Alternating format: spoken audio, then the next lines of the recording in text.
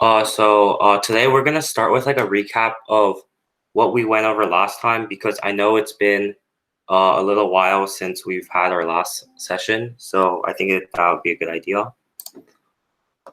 So we started with the concept that with the Bohr model of the atom, which was built off of a previous model that a man named Rutherford developed. So in Bohr's model, he theorized that there was a nucleus, and this nucleus was positively charged.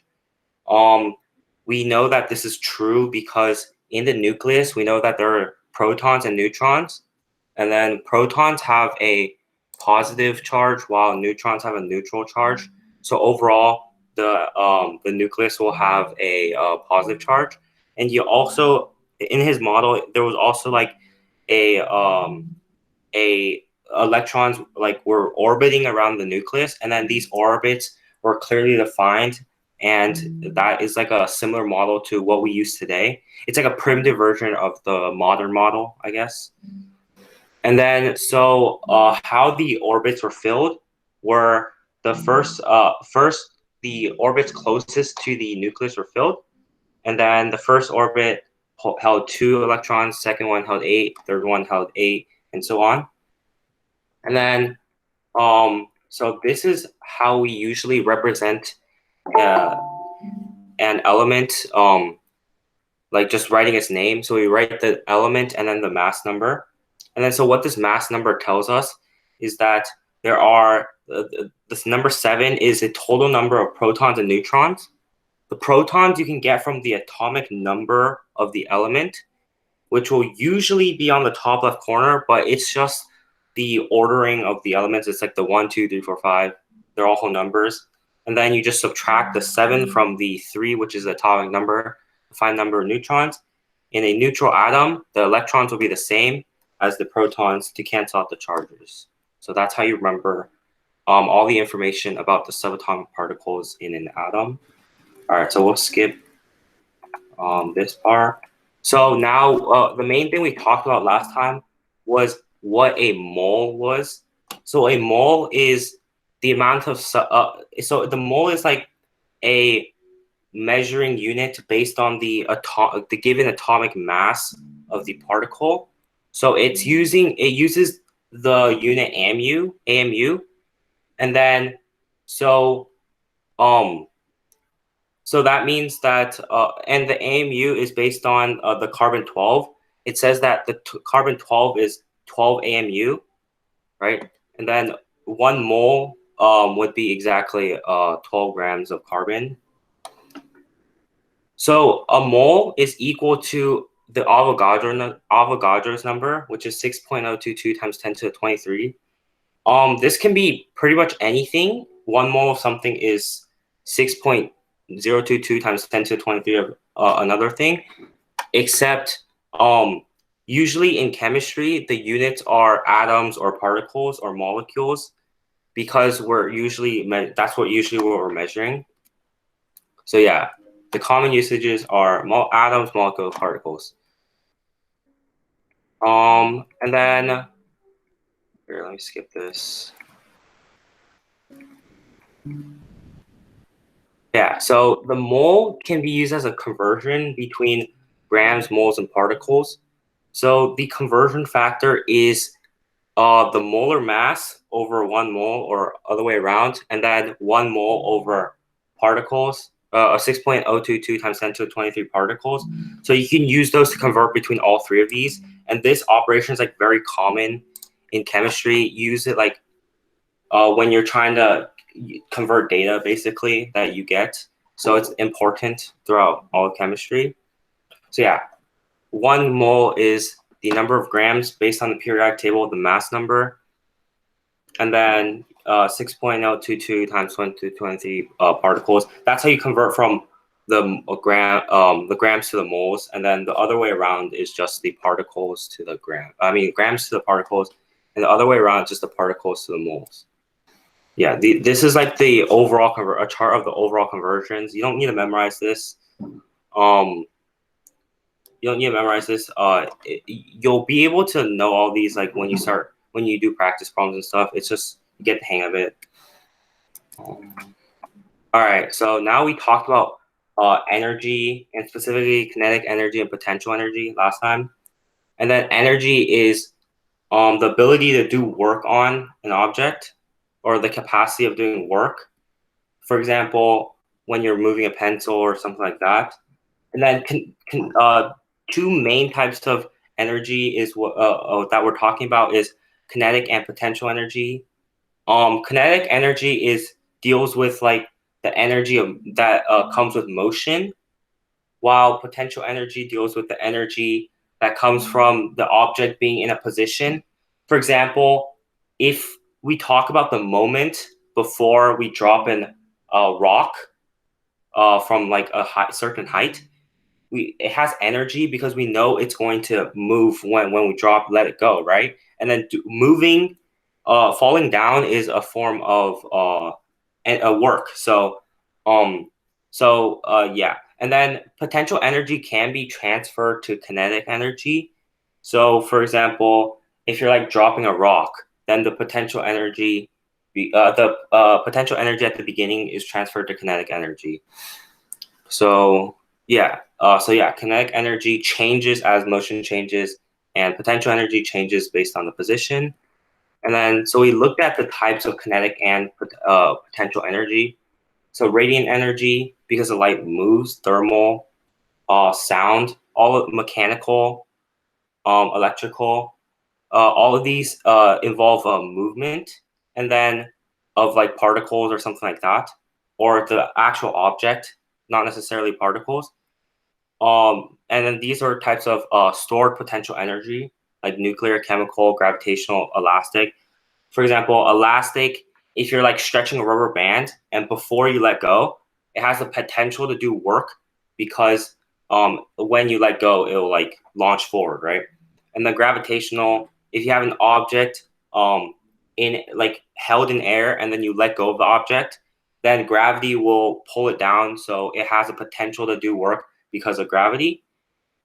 Chemical, it's like this is a little bit hard to think about. It's like the compound, which is a compound, is like groups of elements that are combined in whole ratios, and then so the chemical potential energy is the ability to react with other compounds or elements.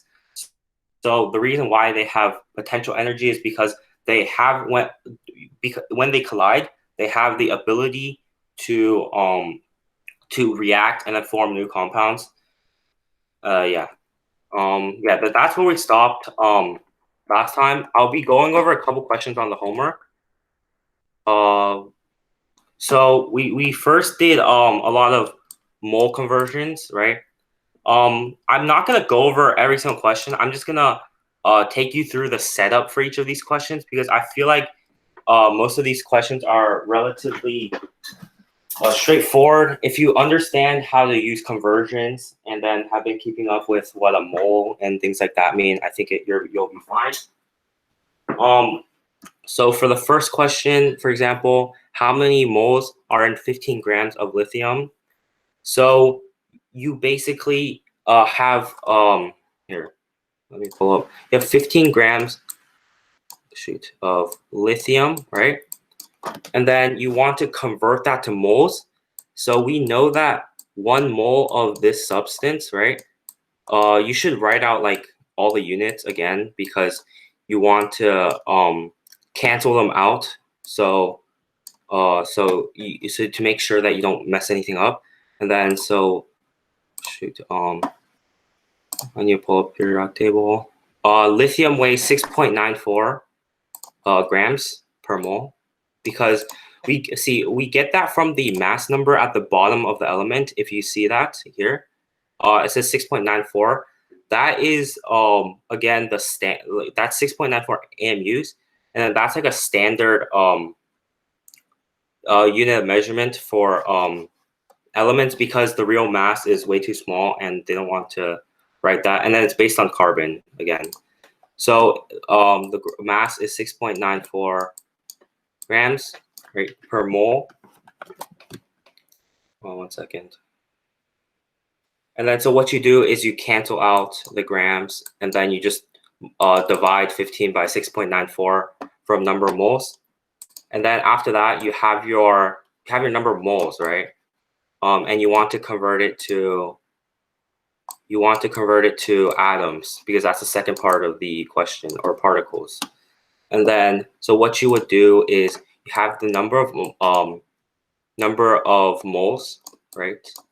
And then you would, so I didn't do the calculation. This x is just equal to 15 over 6.94. I don't want to write out the decimals right now, but I think you understand what I mean. And then so the conversion is 6.022 times 10 to the 23 atoms over 1 mole, right? So you cancel out the moles, and then you just multiply the number of moles by 6.02, Avogadro's number. In this case, I chose atoms because it was the most appropriate, and then they also asked for atoms. So, so you can do these most of these questions in a similar way. I'll go over the one that like you convert it in an opposite way, right? So let's say for number 2, right? We have we were asked to find the grams from 2.4 moles of sulfur. So we're given the grams and I'm given the moles, and we're trying to find the grams this time. So it's the opposite operation. So we have here. So we have 2.4 moles of of sulfur. And then we want to multiply it by the conversion, so the number of grams on the periodic table, which is 32.06.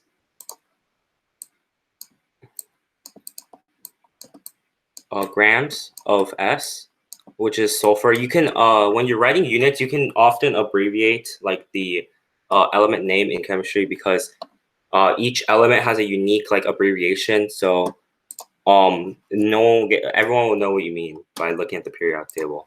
And this is over 1 mole. Over 1 mole, so the moles cancel, and then you just end up with the number of grams. So in this case, you just multiply the 2.4 by the mass.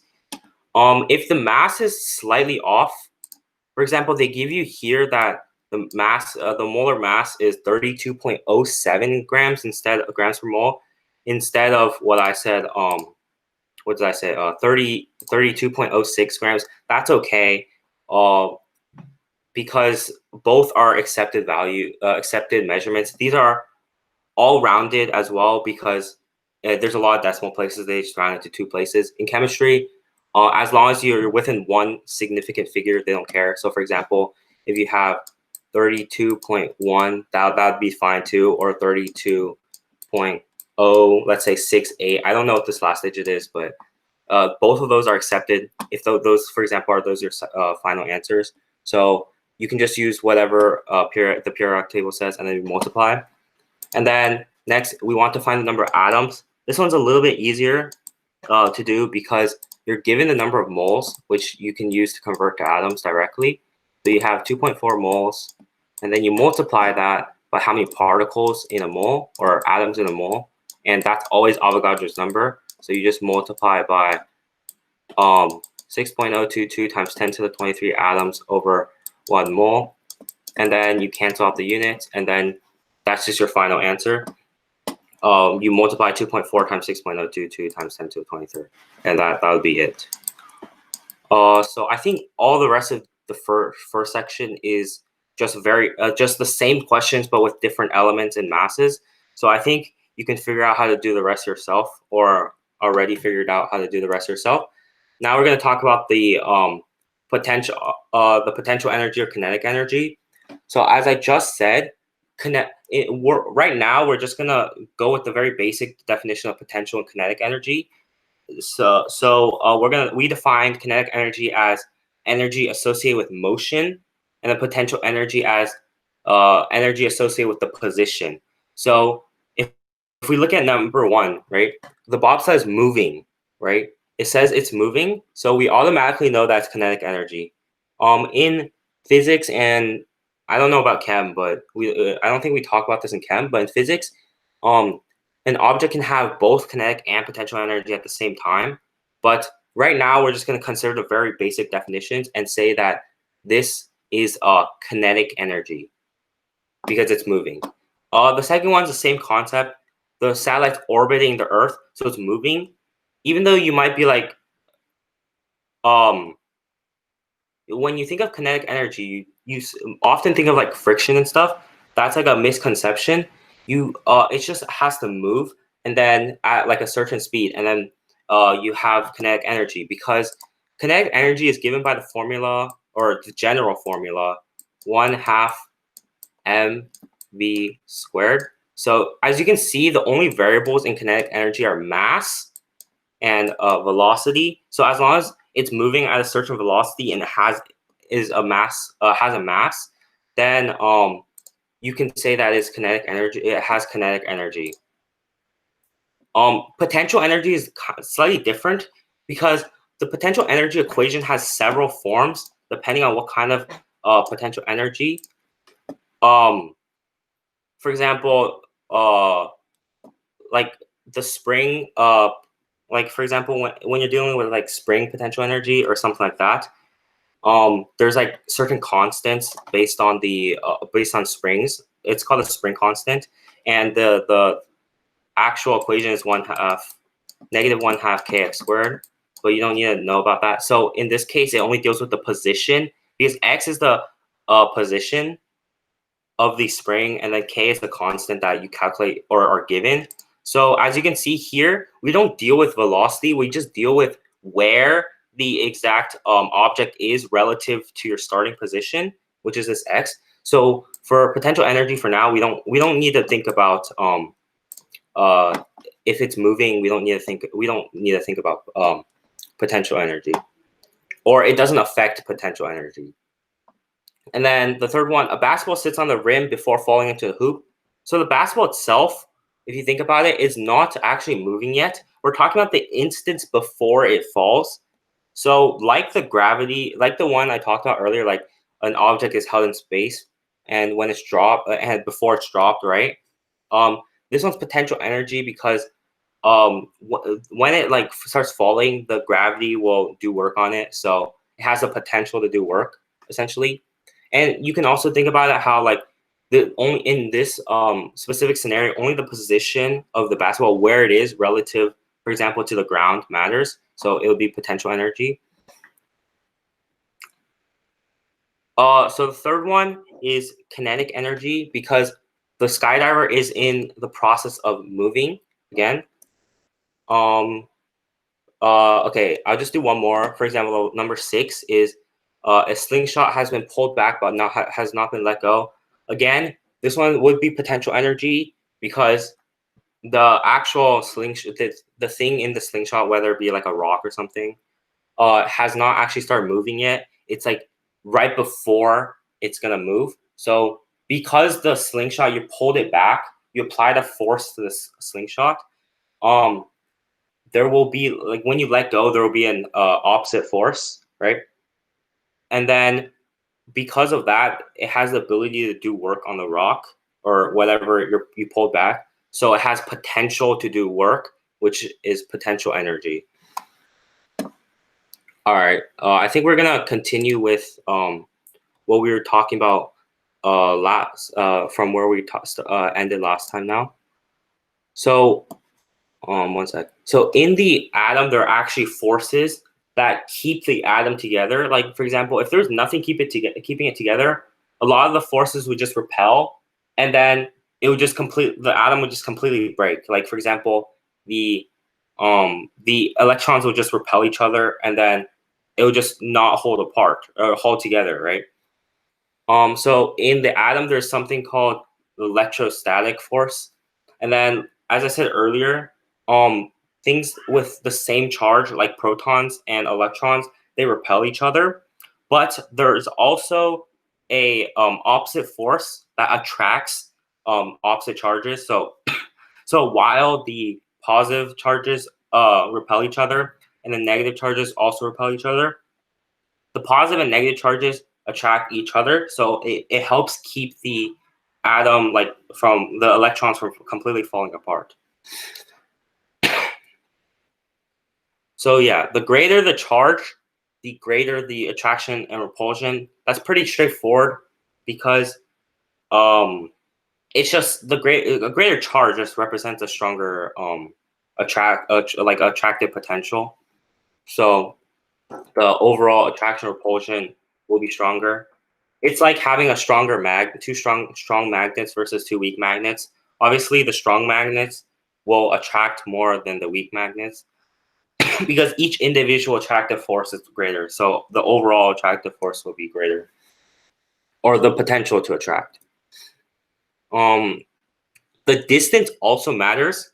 So if the two charges are close, then they'll attract more, and likewise if they're close, they'll repel more if they're the same charge. So one way to think about it is with magnets. If you have like magnets and then they're really far apart, they won't really attract. Even if it's strong magnets, the greater the distance, the harder it is to attract.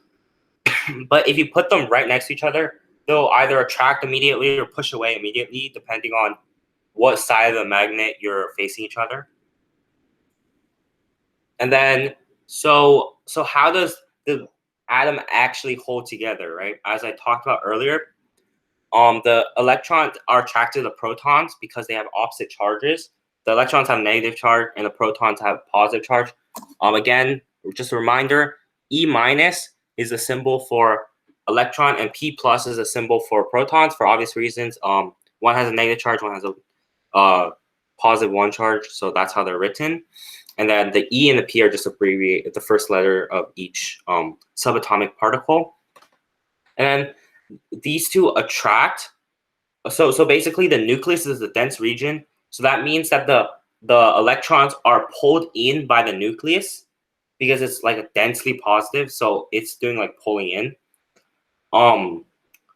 So that means that the electrons won't like just scatter or whatever because they repel. And then there's also a constant outwards force because so there's a constant inwards force because the electrons are attracted to the protons. And then there's also a constant outwards force because the protons attract each other and then so it pushes out. But so these two forces cancel so that the atom doesn't like completely shrink and collapse, and it doesn't completely like scatter or like expand too much. So there are also more forces in the nucleus, namely the strong nuclear force.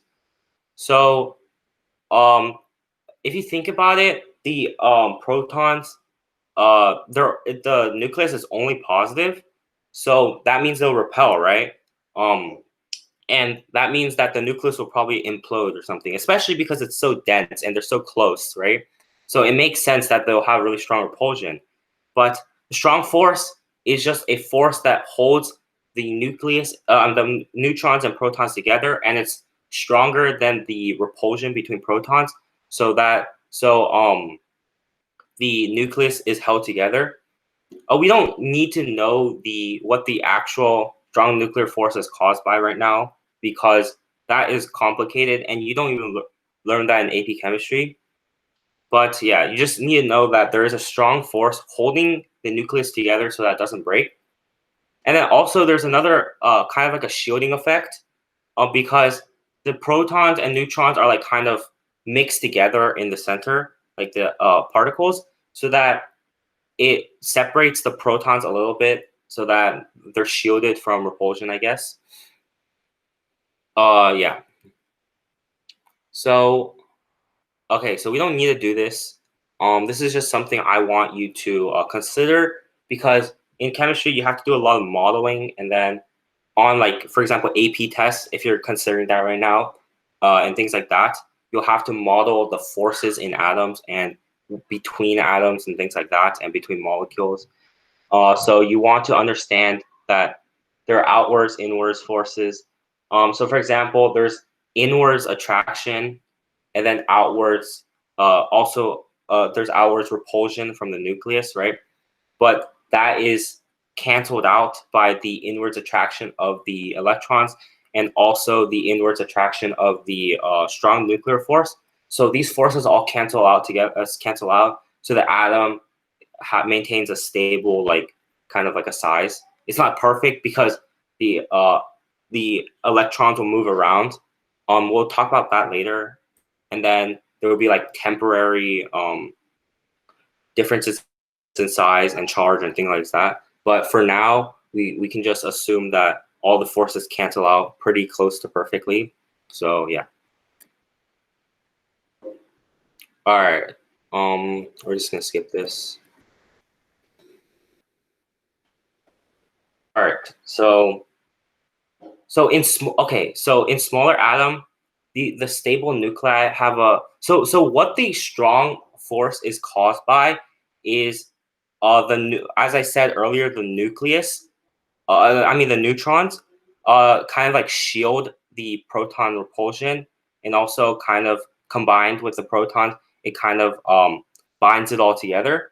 And then, so in smaller atoms, we want this to be in a 1-to-1 ratio. So we want one proton for every neutron. But when there's a bigger nuclei, there's more interactions, more repulsions, and repulsion isn't like linear, so it's not like, oh, you add one proton, it's just one proton stronger repulsion. It's actually exponential because you're repelling every other element, every other proton as well, not just, you can't treat like the rest of the nucleus as a whole. So it's exponential. Don't worry if you don't understand what I just said. Just understand that when there's larger atoms, you need more neutrons per proton. And then, so this ratio becomes closer to 1.15, 1 to 1.15. So you need, 1.5. So you need 1.5 neutrons per proton. So for example, if you have 30 protons, you would want 45 neutrons. So yeah, so overall, the neutrons stabilize the nucleus. You want to understand that. They decrease the repulsive force and keep the nucleus together. When there's a larger nucleus, there's more forces, and it kind of like compounds. The repulsion forces kind of compound. So you need more neutrons to stabilize it. That's all you need to know. And then the golden ratio is approximately 1 to 1.5.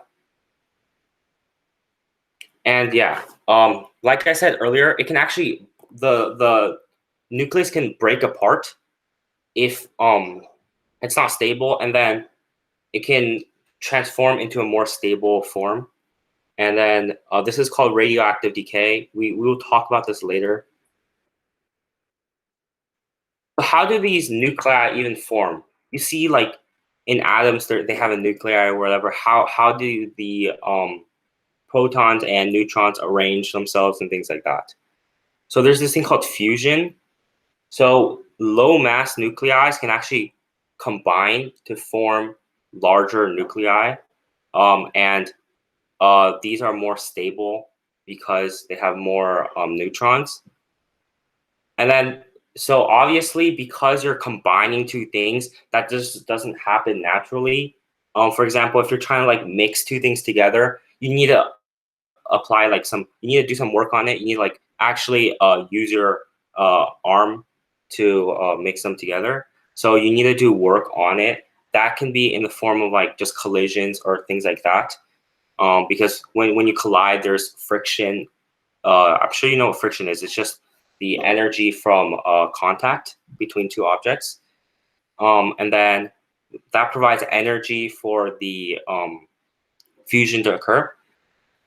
And then, yeah, they need to overcome the electrostatic repulsion, because obviously there's repulsion between elements because, for example, on the outside of the element, there's negative charges for both, and then that will repel.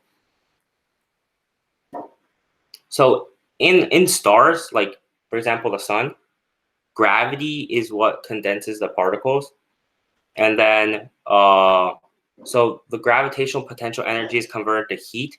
So what that means, I talked about it earlier. You don't have to know this too well right now.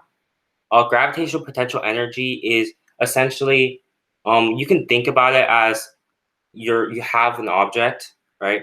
And then you're about to drop it. You know that gravity will do work on it, right? Because when something falls, it's gravity. But there's also gravity in that, when an object is large, it has its own gravitational field and will attract other things. So that can actually pull in and like kind of cancel out repulsion because it attracts, right? When something, yeah, the attractive force of the larger object or of the star will cancel out the repulsion. So this will cause the protons to be closer because, as I said, the repulsions between the protons are kind of canceled out by the attractive force of the gravitational energy. And then now, because okay, think about it this way. So for example, let's say we have two pretty strong magnets, right? They'll be like very far from each other, right? But if you have, for example, another very strong like if you have two very strong magnets that have the same charges facing each other, then they'll obviously repel because same charges repel. And then if you have a very strong magnet in between, that's the opposite charge, they will get closer, although they won't touch. So that kind of like cancels out the repulsion. So now because this repulsion is less, the protons can actually collide, and then the strong force can bind it together. That's how the nucleus is formed. So when they bind, energy is released. Um, so so so that means that mass will be released when the things bind. And then, so that means that the mass of the nucleus is less than the mass of the protons and neutrons. So the mass actually decreases. If you see here, protons, there are two protons and two neutrons here, and also two protons, two neutrons here as well. And then, however, the mass here is 4.03 mu, while here it's 4.001 mu. The difference is very small, so it's basically like inconsequential, but you have to understand that when they bind, they actually release energy. It's like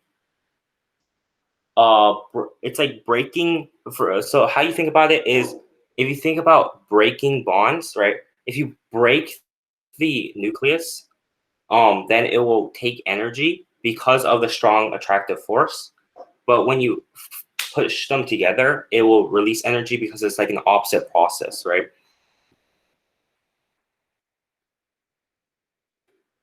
So the difference, this difference, what I just talked about, right?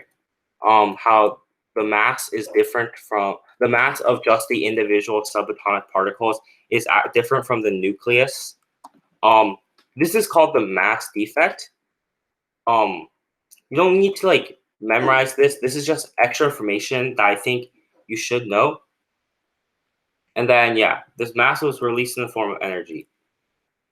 So how does how is this energy released as mass, right? When you think about mass and energy, they seem like completely different things. Energy is like when you think about like a light or something like that. Well, mass is more like a physical object. So how is that converted? That's something that Einstein um, formulated using a formula, and then that formula is equals mc squared. You don't need to worry about what that means, but essentially you can convert energy to mass using his equation, and then he allows you to calculate how much energy from a certain mass or vice versa. And then c is the speed of light, so that's the relationship. You don't need to know that. It's just good to know that there is an equation to calculate that.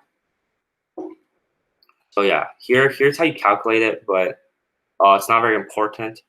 So how you find the defect is you subtract the masses, and then the difference, because they're supposed to be the same, right?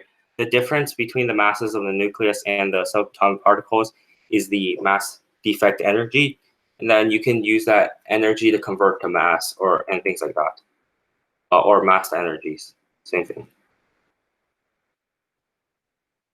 This is called the binding energy. The previous information isn't that important, I guess. Like, for example, how to convert between mass and energy. But it's important because this energy is commonly known as the binding energy.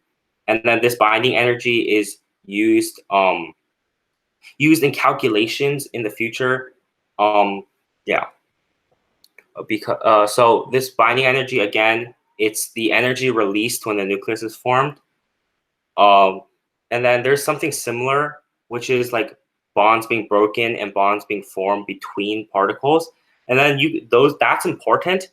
Like this, when a bond is formed, it's like positive, but the energy.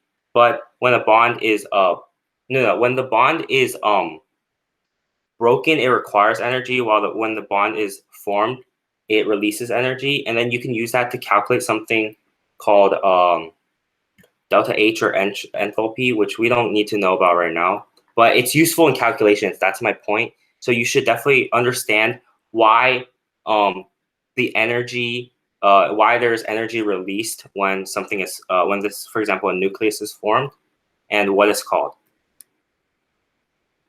So yeah, so if like a more formal definition for binding energy is the minimum energy needed to break the nucleus apart into individual protons and neutrons.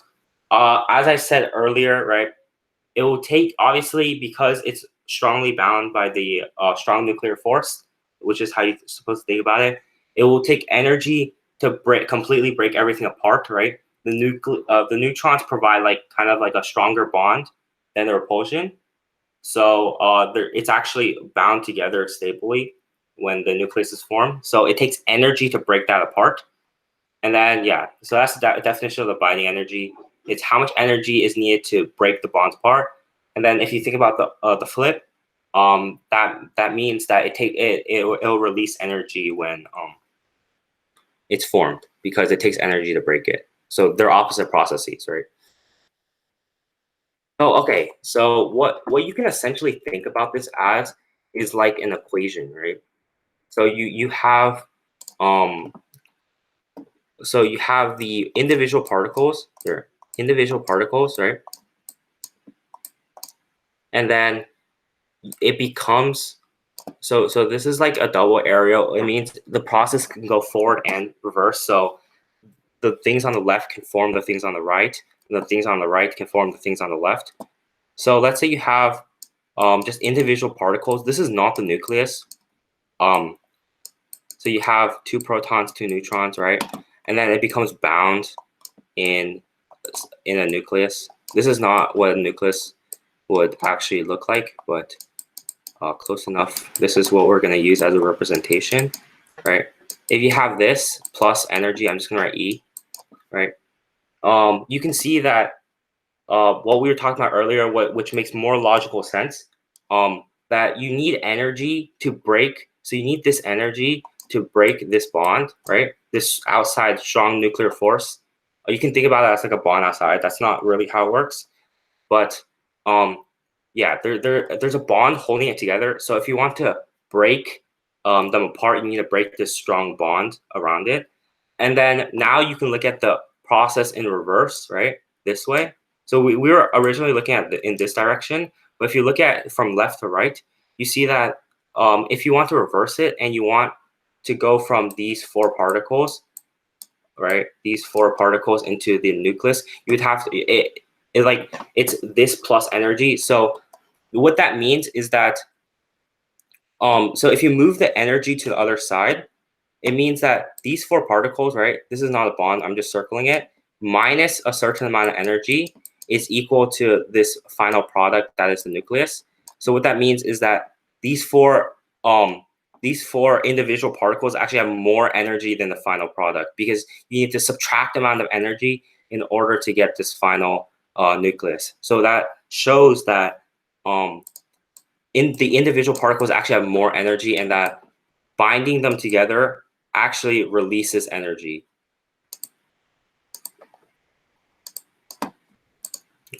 Um, okay. All right. So, for example, if we want to, we can use this kind of information that we just learned to compare and see which atom is more stable if we're given the binding energy. So one has 1.2 times 10 to the negative 12 joules of binding energy, and then the other one has 1.23 times 10 to the 12. All right, so how we think about this is, so binding energy is the energy that it takes to bind. So if it takes more energy to bind together, that means it will be more stable, because that means it will be that means it will also take more energy to break it apart, right? Again, what we talked about earlier is the binding energy is the amount of energy to break it apart, and if it requires more energy to break the nucleus apart, that means it is more stable. It is like held together stronger, right? So that means that the carbon 12 is actually more stronger. All right, we're gonna skip this. Like we just talked about this. Same kind of example. All right. So the next type of the thing that's similar to fusion is called fission. Um, so this is kind of like an opposite process. Not exactly an opposite process, but uh, close enough. So it's where a larger nucleus breaks into a smaller stable nucleus. Um, I don't call it a opposite process because the end goal is to have a stable nucleus, or to have stable nuclei in this case. So it's not exactly opposite, because then you would be going from a stable large nucleus into smaller unstable nucleuses, or less stable nucleuses, but that's not the case. So it's when the large nucleus becomes two stable nuclei, and then these stable nuclei are smaller and have less mass. So the bigger the nucleus is, the lower the binding energy. This is past iron 56. So fission is applied in nuclear reactors. And the nuclear reactors actually use uranium. So how this works is the uranium is hit with a neutron, and that collision allows them to react, and then this forms uranium 236. So if you think about, all right, never mind. And then, so because of this, we know that uranium 235 is stable. Um, so when you hit it with a nucleus, it's not stable anymore, or less stable. So this fission occurs because, um, again, fission is when the larger nucleus tries to become more stable, and the result is that it splits. And then because it's less, the uranium 236 is less stable here, it goes through fission, and then it produces these two elements, barium 141 and krypton 92. And then what this causes is, like I said, this creates two more stable nucleuses, and then these are the elements that they're known by, and then also neutrons and energy. So, like I said earlier, um, wait, what was I saying? Yeah, that's basically how it works. Sorry. All right, so we want to consider why is energy produced. Um, shoot, give me 1 second, guys.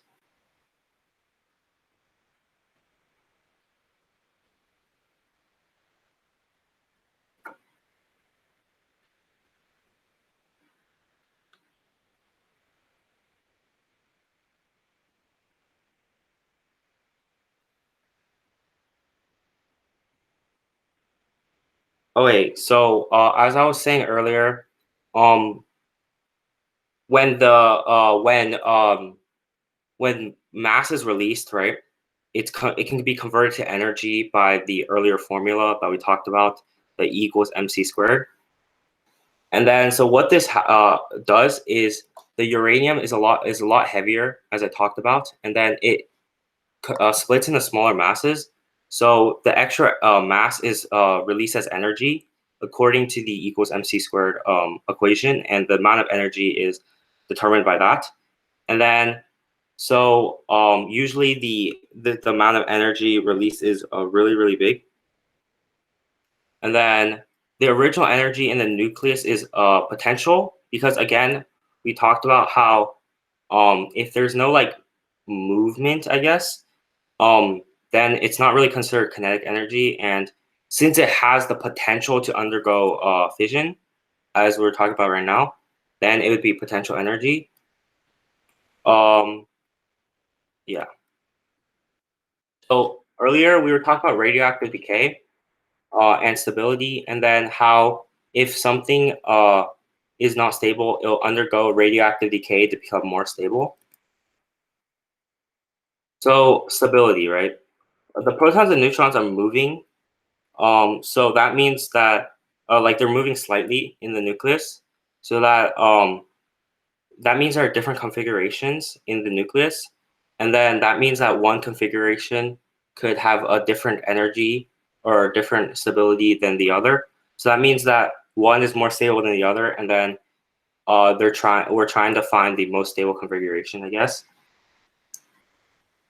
So when the nucleus is in one of the forms of the less stable ones, right? Because as I said, there's more stable and less stable configurations with the same number of protons and neutrons. Then it will move. The nucleus will actually adjust to make it more stable. So the process to become more stable is called radioactive decay. And then so what I was talking about earlier about the ratio 1 to 1.5 ratio is here on the right. So you see the colored line, that is actually the correct ratio. And then correct ratio between protons and neutrons for the most stable configuration. Because I talked about earlier that you needed a certain amount of neutrons to provide strong nuclear force to bind the element together. And then this blue, orange, and yellow line provides you the ratio between protons and neutrons that are most stable. And then so we talked about how smaller elements are 1 to 1 ratio, and you can see why, because at the bottom of the graph towards the zeros, right, when the numbers are smaller, you can see that the lines are almost on the exactly the same, like overlapping. But as you get bigger and bigger, right, the line starts to deviate from the 1 to 1.5 ratio, which is or the bigger line, so the colored one. So that means that more neutrons are needed to cancel out the proton repulsions. So what happens during the decays, right, are particles are moved from the nucleus. For example, if you need more neutrons, that can happen, or things like that. And then when you add or remove particles, there's energy released, which is known as radiation. I'm sure you guys know what like radiation is.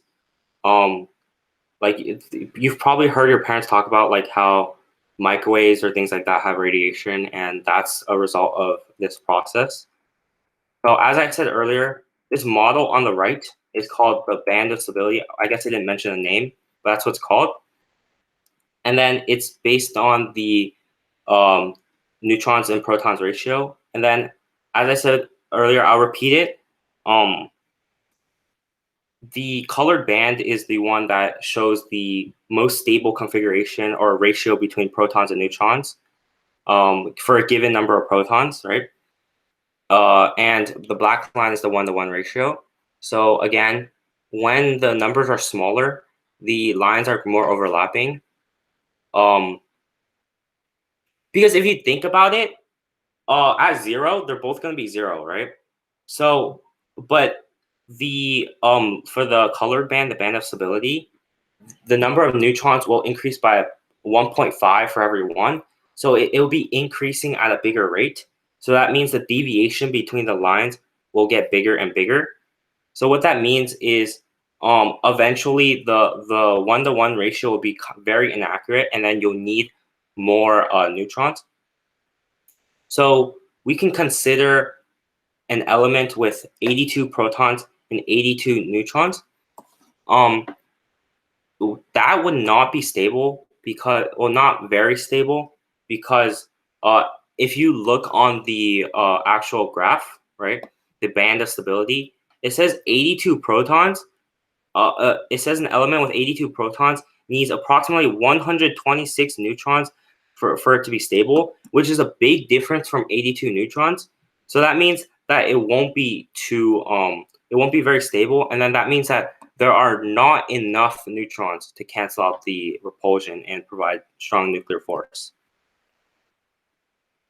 So one thing that could happen, right, if you think about it, is because there are too few neutrons, that means there needs to be more neutrons. So one thing that could happen is more neutrons could be added. Another thing that can happen is you remove protons until the ratio is like good. If you look at 82 on the y-axis, the number of neutrons, if we have 82 neutrons, a stable configuration for that would be approximately like 50 to 60 protons. So if you remove like about 30 protons, then it would be a lot more stable as well. So you don't just have to move the number of neutrons, you can also change the number of protons. So this is where radioactive decay comes into play.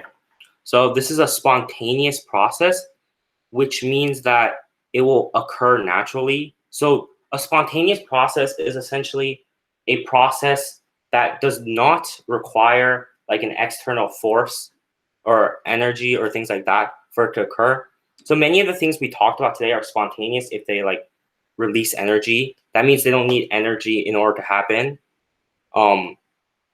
So it's essentially this disintegration of a nucleus into a lighter nucleus. So basically, particles are removed, and then there's also nuclear radiation. So what this causes is nuclear radiation. So the nuclear radiation, what it actually is, we've talked about like radiation before, but what it actually is the particles emitted from the nucleus, because as I just said, the nucleus becomes smaller, so the particles that are removed from the nucleus have to go somewhere, right? And then they're released as a form of energy called radiation. So there are several types of radioactive decay. The first type of radioactive decay is called alpha emission decay. The symbol for an alpha particle is this 4-2 alpha, right? As you see here, the 4 is the mass number and the 2 is the atomic number. So we know that the alpha particle has a total of 4 protons plus neutrons and 2 protons, meaning it has 2 protons and 2 neutrons. And if you look on the periodic table, this is the exact same as a helium atom. So we talk about alpha, an alpha particle in terms of helium. It's the same thing. So what happens? So what alpha decay is essentially the element becomes a lighter element and also releases alpha particles. So how that works, I'll show you an example right here. So if you have an element, I'm just gonna make something up, right? Or actually, I'll use the periodic table. This one probably won't happen, but if you had, let's say, 16, 8 oxygen, so that means oxygen has 8 protons, 8 neutrons for a total of 16, and then it went through decay. I mean, alpha emission decay. Then it will produce a lighter thing, and this lightness, the mass of this particle is determined by the alpha, how many alpha particles it creates. So in this case, let's say there was one alpha particle, then it would be a mass of 12, and then a mass of 6, and then that would be carbon. Because, okay, so how you do this, write this equation, right, is you want this number and this number to add up to this number because you want the total mass to be still the same, right? And then you want the total number of protons to be the same as well, if that makes sense. Because it's not like you're losing stuff, right? You're not losing anything because you can't create or destroy anything that's like matter, right? And this constitutes matter, so you can't destroy these particles. But what you can do is convert them to another form. And then this other form that we convert this atom into is alpha particles, which have a mass of 4 and 2 protons. So, and this is what is known as radiation, the alpha. The alphas are released that when it goes through radioactive decay. So alpha particles are particles of radiation. They're like the least harmful type of radiation. It's not on the slide, but I'll just talk about it. They don't penetrate very well into your skin or anything. They like if you just have a normal skin or just a piece of paper, it can block alpha emissions. So this kind of radiation is not very dangerous. When you think of radiation, you might think of like nuclear radiation, right? Or something like that. And then when we think about that, or like when you think about nuclear radiation, you think about like, oh, a nuclear power plant exploding, right? Or something like that, or an X-ray. Those are like potential, those are like dangerous radiations, types of radiations that can actually like penetrate your skin and through you and then cause problems for you and destroy your cells, things like that. That's why for X-ray, for example, you need to wear that like metal lead vest thing because lead is because these radiations have a hard time penetrating through lead. Or I don't know exactly what the vest is made of, but that's what I'm assuming. And then the second type is called beta emission. So a beta emission is the same as a neutron. I mean, the same as an electron, right? You can see here that the symbol is 0, -1 beta, and this is the same as an electron because if you think about it, the electron has a -1 charge, so that's why there's a -1 there. And then yeah, so that's why the beta particle is often called the electron.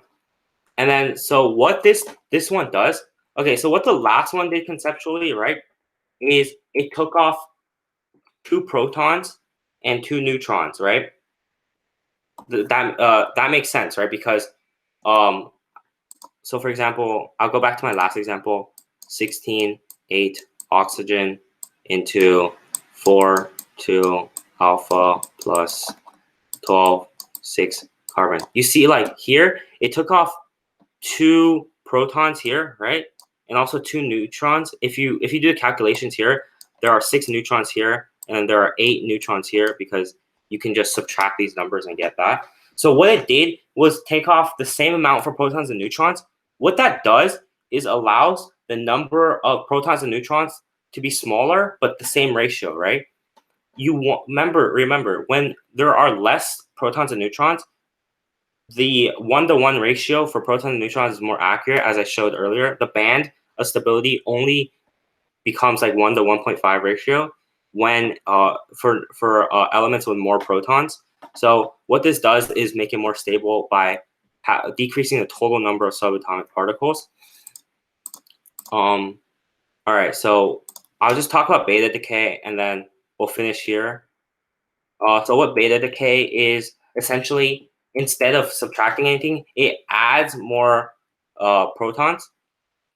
And then so this actually only occurs when there are too many neutrons. For example, if you had an oxygen that had a mass of like 20 or something, which is like unrealistic, but I'm just gonna use that as an example, right? How about let's say 17. Let's say 17 or 18, 8 oxygen, right? You want that to be closer to like 16.8, right? Because that means that there's a 1-to-1 ratio between neutrons and protons, and that's actually good for oxygen because oxygen is a relatively smaller atom, so a 1-to-1 ratio between protons and neutrons keeps it stable. So what that makes it do is it converts it into a 18.9, which is, where is that? 9 is fluorine, 18.9 fluorine plus 0, -1 beta. So it increases the number of protons. So it makes it more stable, right? Because for smaller atoms, you want closer to a 1-to-1 ratio, and then when you add 1 proton, it makes it so that it has 9 protons, 9 neutrons, right? And then what this does is it makes it more stable. So how you figure out what the product is you just add 1 to the second number. That's it.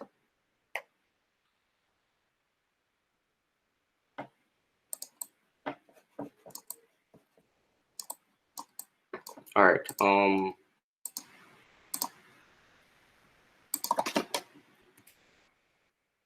Yeah. So here's another example. So you want potassium, and then you add 1 to the number of protons, and it becomes 20. Oh yeah. So the reason why this process actually creates a new element or produces a new element is because, as I said, the proton, if each element has a unique number of protons, so if another proton is added, that means that it becomes a new element. And that's, let's see if I can really quickly go through gamma, or if that's, yeah, gamma. Okay, so gamma emission is the most harmful type of radiation. So alpha barely penetrates skin. Beta is okay if you have some like clothing or light protection. And then gamma is really dangerous because it can penetrate like, I think, a foot or like several feet of lead, just like pure. That's why that's why bunkers often have like thick lead walls. So like, for example, if they drop like bombs and stuff, the radiation won't penetrate through the shelter, the bomb shelter, and then kill all the people. And then this usually occurs immediately. And then gamma has no mass, so that's why it can penetrate so deep. And then yeah, we don't need to know about that. That one, you just need to know that it exists and it's very dangerous. There's no like calculations. It's usually just in an equation, right? It would just be like, you have an operation, right? You have an operation, you go from one thing to another, and then you just add the y, the gamma, if it's present. So that's where I'm gonna stop here. I'll send you guys the recording and the slides after, and thank you for coming.